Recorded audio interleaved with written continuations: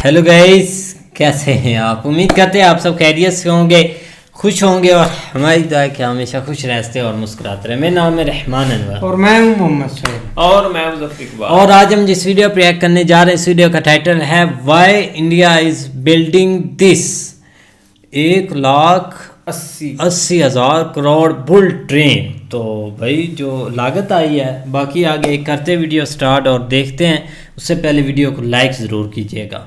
India की पहली high speed railway line बनाई जा रही है। अहमदाबाद से मुंबई के बीच 508 किलोमीटर लंबी होगी, जिसमें ऐसी bullet train 320 kilometre per hour की स्पीड से दौड़ेंगी। सिर्फ 2.5 घंटे में सफर पूरा हो सकेगा, जिसमें अभी 6-7 घंटे लग जाते हैं। 1,80,000 करोड़ रुपए लगेंगे इसे बनाने में और 2027 तक खुलने की उम्मीद है। 12 स्टेशन होंगे टोटल, जिसमें वडोदरा, भरूच और सूरत भी शामिल है। इसकी सक्सेस के बाद फ्यूचर में दिल्ली तक भी एक्सटेंड करने के प्लान्स हैं 2031 तक। State of the art technology directly Japan provide कर रहा है इंडिया को, जिसने ओरिजिनल बुलेट ट्रेन डेवलप की थी 1960s में शिंकानसेन नाम से। ये प्रोजेक्ट तो शानदार लग रहा है सुनने में, मगर कुछ सवाल उठते हैं कि क्या इंडिया को इसकी अभी इतनी जरूरत है? क्या एग्जिस्टिंग रेलवे लाइंस को इंप्रूव नहीं किया जा सकता था इसके बनाने से पहले? इन सब के बारे में जानने के लिए हमें थोड़ा पीछे जाना पड़ेगा, जब अहमदाबाद से मुंबई के बीच पहली ट्रेन चली थी। ये लेट 1850s की बात है, जब Bombay, Baroda and central India railway company ने इस स्ट्रेच पे काम शुरू किया। कुछ साल में इसके पहले कुछ स्ट्रेचेस खुल भी गए, लेकिन अहमदाबाद से पहली ट्रेन चली 20 जनवरी 1863 को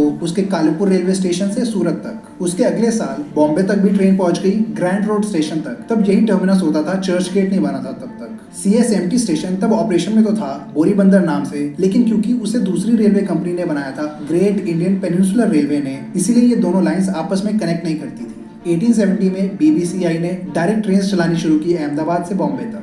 बनाते वक्त इस रूट में कई चैलेंजेस आए थे, क्योंकि ये काफी डिफिकल्ट टेरेन्स जैसे वेस्टर्न घाट और कई रिवर्स को क्रॉस करता है। भरूच ब्रिज ऐसे ही एक इम्पोर्टेंट पार्ट है इस रूट में, जो नर्मदा रिवर के ऊपर बनाया गया 1864 में। तब अहमदाबाद और बॉम्बे एक ही स्टेट का पार्ट थी, बॉम्बे प्रेसिडेंसी नाम से, तो उनके बीच में काफी ज्यादा ट्रेवल होता था। रेलवे लाइन बनने से पहले बुलक कार्ट्स, बोट्स और हॉर्स ड्रॉन कैरेजेस का इस्तेमाल होता था। रेलवे आने के बाद ट्रेड और ट्रांसपोर्टेशन काफी बढ़ा इन दोनों के बीच। इसका फायदा उठाते हुए कई मिल्स भी बनाई गई स्टेट में। ट्रेडर्स और बिजनेसेस ने अपने प्रोडक्ट्स को सस्ते में और स्पीड से भेजना शुरू किया। कुछ सालों में बॉम्बे रीजन में लेबरर्स और प्रोफेशनल्स का माइग्रेशन देखने को मिला। बॉम्बे में काफी तेजी से अर्बनाइजेशन देखने को मिली, जिसका काफी श्रेय रेलवे को ही जाता है। इसके अलावा बॉम्बे पोर्ट्स कुछ पोर्ट्स में से थे देश में, जहां से इंटरनेशनल ट्रैवल किया जा सकता था। इसीलिए कई लोग इनर रीजन से आते थे बॉम्बे इंटरनेशनल ट्रैवल करने के लिए।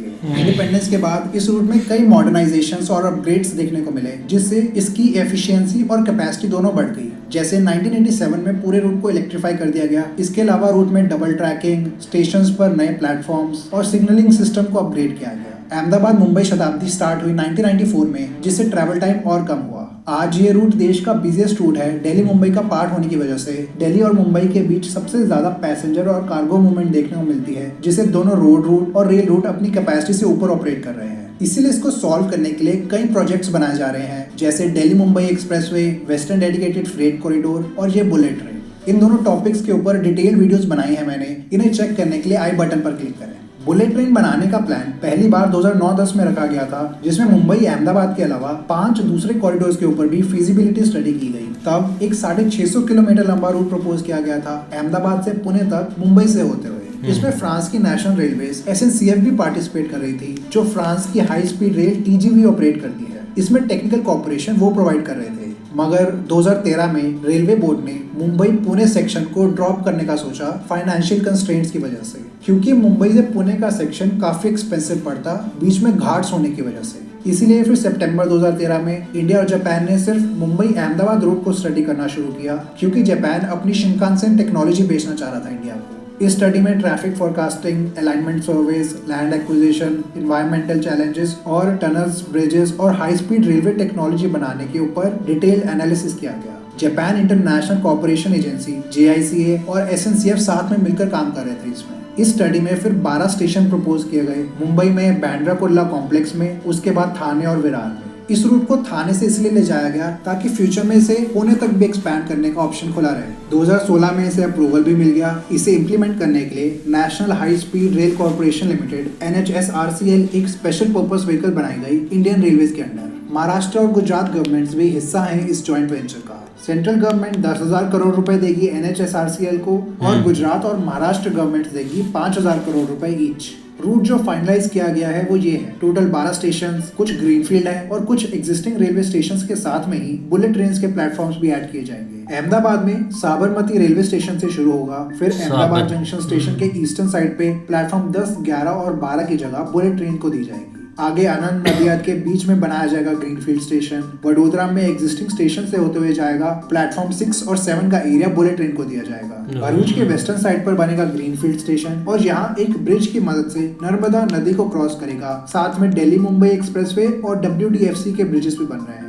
सूरत में ग्रीनफील्ड स्टेशन होगा ईस्टर्न साइड पर, आगे बिलीमोरा और वापी से होते हुए महाराष्ट्र में एंटर हो जाएगा। यहाँ बोईसर, विरार और थाने से होते हुए मुंबई में खत्म होगा। टर्मिनस BKC में बनाया जाएगा एक 3 story underground station. Total corridor 508 kilometre लंबा होगा। इसमें ज्यादातर रूट एलिवेटेड होगा, वायडक्ट्स पर बनेगा। पूरे रूट की 90% लेंथ, 25 किलोमीटर की टनल्स होंगी और 28 स्टील ब्रिजेस भी बनाए जाएंगे। रूट को मोस्टली वायडक्ट्स पर क्यों बनाया जा रहा है, एम्बैंकमेंट्स क्यों नहीं बनाई गई? इसका एक रीजन है कि लैंड कम एक्वायर करना पड़े, जिसमें सबसे ज्यादा डिलेज देखने को मिलता है। इसके अलावा अर्थवर्क भी कम करना पड़ेगा और जो पूरे रूट में फेंसेस लगाने थे वो भी बच जाएंगे। लेकिन फिर भी 10,000 करोड़ रुपए से कॉस्ट बढ़ गई रूट को एलिवेटेड रखने की वजह से। एक 21 किलोमीटर लंबी टनल मुंबई को थाने से जोड़ेगी, जिसमें से 7 किलोमीटर अंडर सी। ये टनल BKC में शुरू होगी और थाने में आके रूट एलिवेटेड हो जाएगा। BKC में टर्मिनल बनाने के लिए 5.4 हेक्टेयर का लैंड दिया गया और यहीं पर मुंबई मेट्रो की लाइन 2 और 3 से भी कनेक्ट किया जाएगा इसे। पूरे रूट की कॉस्ट पहले से ऑलमोस्ट डबल होकर अब हो गई 1,80,000 करोड़ रुपए। बीच में कोविड डिलेज और लैंड एक्विजिशन इश्यूज की वजह से भी इसमें बढ़ोतरी देखने को मिली है। JICA ने इसकी ज्यादातर फंडिंग लोन के फॉर्म में प्रोवाइड करने का वादा किया है। अभी तक वो ऑलरेडी 50,000 करोड़ रुपए से ज्यादा का लोन दे चुके हैं और 50,000 करोड़ रुपए और देंगे रोड के खत्म होने तक। ये लोन इंडिया को 50 साल के लिए दिया गया है, सिर्फ 0.1% इंटरेस्ट रेट पर। बाकी कॉस्ट सेंट्रल गवर्नमेंट और स्टेट गवर्नमेंट्स देंगी। 20% कंपोनेंट्स को जापान से सप्लाई किया जाएगा और इंडिया में मैन्युफैक्चर किया जाएगा। 24 red E5 series Shinkansen train sets को खरीदकर इसमें ऑपरेट किया जाएगा, जिसमें से 6 ट्रेन को इंडिया में असेंबल किया जाएगा। इंडिया के हॉट और हार्श क्लाइमेट की वजह से इसको थोड़ा मॉडिफाई भी किया जाएगा। टोटल 1434 हेक्टेयर का लैंड एक्वायर किया गया है और कंस्ट्रक्शन 2017 में स्टार्ट हुई। अभी तक 91 किलोमीटर पे वायरडक्ट्स कंप्लीट हो चुके हैं, 233 किलोमीटर में पियर्स बनकर तैयार हैं और 263 किलोमीटर में फाउंडेशन बनकर तैयार है। रूट का 50 किलोमीटर का स्ट्रेच सबसे पहले खुल जाएगा अगस्त 2026 में सूरत से बिलीमोरा तक। पूरा रूट 2027 में खुलने की उम्मीद है।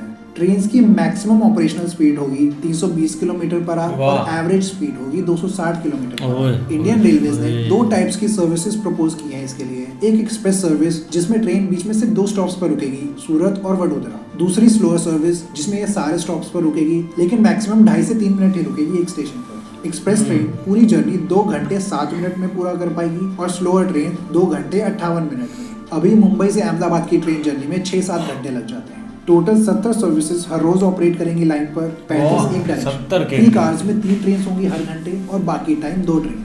सुबह 6 से रात को 12 बजे तक चलेंगी ट्रेन और end to end ticket price होगा 3,000 रुपए। रेलवेज ने एस्टिमेट किया है कि 36,000 लोग हर रोज इसका इस्तेमाल करेंगे जब ये खुलेगी और हर साल बढ़ती जाएगी ये फिगर। एक ट्रेन जो है वो 10 कोचेस की होगी स्टार्टिंग में और टोटल 700 पैसेंजर्स को कैरी कर पाएगी। बुलेट ट्रेन के तो कई फायदे होंगे, लेकिन इसकी एक खास बात है कि 1000 किलोमीटर से कम डिस्टेंस के लिए ये बेस्ट मोड ऑफ ट्रांसपोर्ट है। फ्लाइट्स, कार्स, नॉर्मल ट्रेन और बसेस इन सबसे कई गुना बेटर है। बसेस ट्रेन से तेज और पर्सनल व्हीकल्स फ्लाइट से तेज और एयर ट्रैवल से तेज इसलिए क्योंकि उसमें चेक इन, सिक्योरिटी और एयरपोर्ट से आने जाने में इतना टाइम लग जाता है। एयरपोर्ट्स यूजुअली दूर होते हैं सिटी से और स्टेशन सेंटर में, इसलिए एयरपोर्ट तक पहुंचने का टाइम बहुत जरूरी है ऐड करना।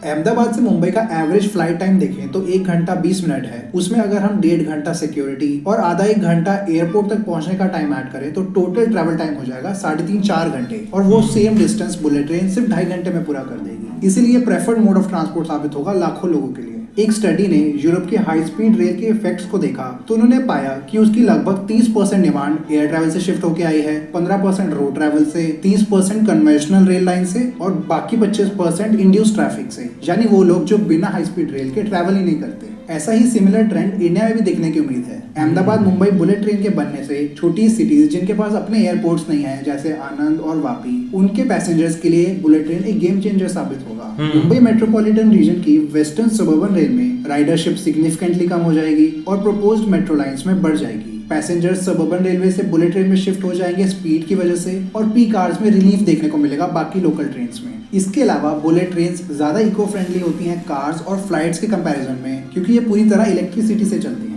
खुलने के बाद रोड्स पर कंजेशन कम होगा और एक इकोनॉमिक बूस्ट मिलेगा कनेक्टिविटी इंप्रूव होने की वजह से। टूरिज्म और बिजनेस भी बढ़ेगा। एग्जिस्टिंग रेलवे लाइंस में भी इंप्रूवमेंट की जरूरत है, मगर बुलेट ट्रेन बनने से उसमें भी मदद मिलेगी जब अपनी कैपेसिटी पर ऑपरेट करती लाइंस में से थोड़ा प्रेशर कम होगा और उसमें अपग्रेड्स किए जा सकेंगे आसानी से। इस रूट के बाद रेलवे मिनिस्ट्री ने 6 और कॉरिडोर्स प्लान किए हैं, जैसे दिल्ली अहमदाबाद, दिल्ली वाराणसी, मुंबई नागपुर, मुंबई हैदराबाद, चेन्नई मैसूर और दिल्ली अमृतसर। बुलेट ट्रेन की कंस्ट्रक्शन में कई चैलेंजेस भी आए हैं, जैसे लैंड एक्विजिशन, क्योंकि बुलेट ट्रेन की स्पीड इतनी ज्यादा होती है तो उसके रूट में कम से कम टर्न्स और जेंटल ग्रेड्स रखना काफी जरूरी है। उसके लिए रूट्स को कुछ ऐसे एरिया से गुजरना पड़ सकता है जहाँ बिल्डिंग्स हो या फिर लैंड इतनी आसानी से अवेलेबल ना हो। इस इशू को सॉल्व करने के लिए ही पूरे रोड को एलिवेटेड रखा गया है। एम्बैंकमेंट्स बनाते तो 3 गुना ज्यादा एरिया एक्वायर करना पड़ता।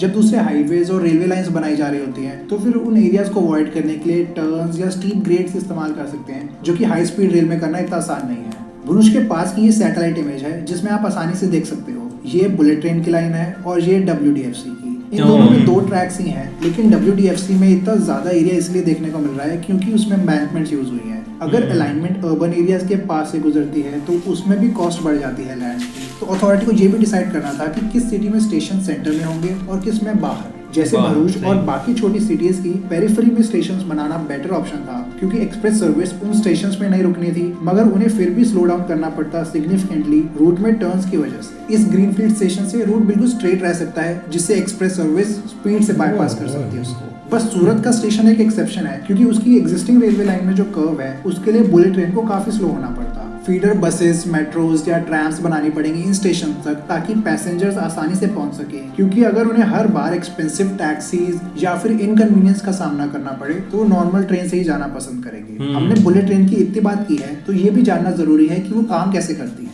ये मैगलेव ट्रेन्स नहीं है। कई लोगों को मैगलेव और बुलेट ट्रेन्स में कंफ्यूजन हो जाती है। मैगलेव ट्रेन्स या मैग्नेटिक लेविटेशन उस टेक्नोलॉजी को कहते हैं जिसमें ट्रैक्स की जगह इलेक्ट्रोमैग्नेट्स का इस्तेमाल किया जाता है ट्रेन को फ्लोट करके हाई स्पीड में प्रोपेल करने के लिए। दूसरी तरफ बुलेट ट्रेन्स नॉर्मल ट्रेन्स की तरह ही व्हील्स पर चलती है। इसके ट्रैक्स ज्यादा डिफरेंट नहीं होते कन्वेंशनल ट्रैक्स से। ये नॉर्मल ट्रैक्स पर भी चल सकती है, मगर कम स्पीड से। इसके लिए कंटिन्यूअस वेल्डेड ट्रैक्स और बिना गैप्स की क्रॉसिंग्स यूज होती हैं। जहां इंडिया में normal tracks broad gauge use होते हैं 5 फीट 6 इंच विड्थ के, वहीं बुलेट ट्रेन के ट्रैक्स स्टैंडर्ड गेज में बनाए जा रहे हैं, जो दुनिया में सबसे कॉमन है 4 फीट 8.5 इंचेस विड्थ के। ट्रैक्स थोड़े स्ट्रॉन्गर मटेरियल से बनाए जाते हैं, बेटर स्टैंडर्ड, स्मूथ कर्व्स और लेवल सरफेस, ताकि ज्यादा झटके ना लगे। डेडिकेटेड ट्रैक्स होते हैं मोस्टली, जिनमें एडवांस सिग्नलिंग और कंट्रोल सिस्टम्स मौजूद होते हैं ताकि ट्रेन सेफ डिस्टेंस रखें। ट्रेन्स में यूजुअली इंजन्स के बजाय इलेक्ट्रिक मोटर्स इस्तेमाल होती हैं ज्यादातर व्हील एक्सेल्स पर, जिससे लोड और पावर भी डिस्ट्रीब्यूट हो जाता है और ब्रेक करने में भी आसानी होती है जब सारे व्हील्स एक साथ रुक जाएं।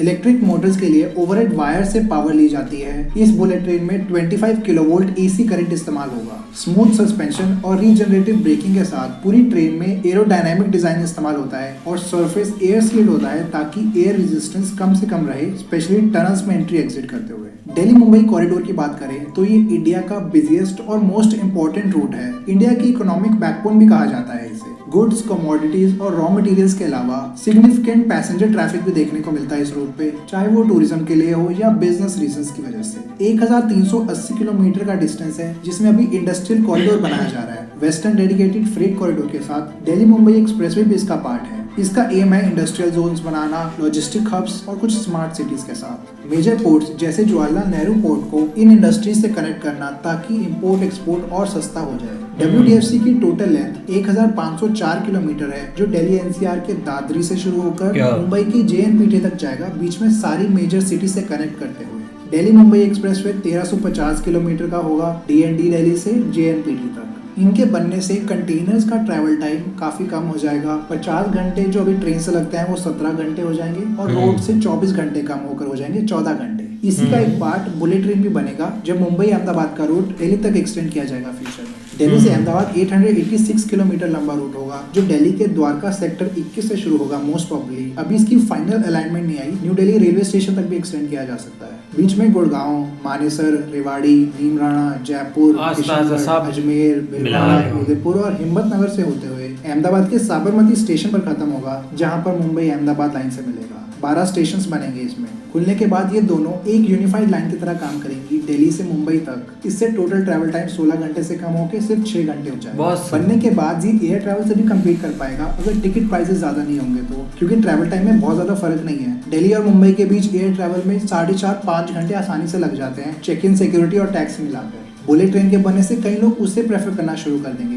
इससे एक और फायदा होगा, जो फ्लाइट्स है उनकी काफी कैपेसिटी रिलीज हो जाएगी, क्योंकि Delhi Mumbai air route one of the busiest air routes है वर्ल्ड में। इससे फिर एयरलाइंस उन लॉन्ग डिस्टेंस डेस्टिनेशंस पर ध्यान दे पाएंगी जो अभी अंडर सर्व्ड हैं। दिल्ली अहमदाबाद का अलाइनमेंट ज्यादातर एग्जिस्टिंग रेलवे लाइंस और हाईवेज के साथ साथ चलेगा, ताकि लैंड एक्विजिशन कम से कम करनी पड़े। रेलवे ऑफिशियल्स के अकॉर्डिंग 3 से 4 साल लगेंगे लैंड एक्विजिशंस और क्लियरेंसेस मिलने में, और उसके बाद 3 साल लगेंगे कंस्ट्रक्शन में, जिससे इसकी ओपनिंग डेट 2031 या उसके बाद की होगी। बुलेट ट्रेन की बात जापान शिंकानसेन के बिना अधूरी है। शिंकानसेन दुनिया का पहला हाई स्पीड रेलवे सिस्टम है जो 1964 में स्टार्ट हुआ था। पहली लाइन 2 बड़े इकोनॉमिक हब्स टोक्यो को ओसाका से कनेक्ट करती थी। इससे दोनों सिटीज के बीच टोटल ट्रैवल टाइम 7 घंटे से कम होकर हो गया 4 घंटे, क्योंकि तब train maximum 210 kilometre per hour की स्पीड पर चलती थी। इससे पहले जो कन्वेंशनल रेल लाइन थी वो पैसिफिक कोस्ट के साथ साथ चलती थी, सारे अर्बन एरियाज को कनेक्ट करते हुए, लेकिन वो अर्ली 1950s में काफी कंजेस्टेड होना शुरू हो गई थी। उसी दौरान कुछ प्राइवेट रेलवे कंपनीज ने थोड़ी तेज ट्रेन चलानी शुरू की 150 किलोमीटर पर आवर की स्पीड से। उसमें लोगों का इंटरेस्ट देखते हुए जापान नेशनल रेलवेज ने फिर उससे भी तेज ट्रेन बनाने का डिसाइड किया। इसकी कंस्ट्रक्शन 1959 में स्टार्ट हुई और पहला स्ट्रेच 1964 में खुल भी गया था।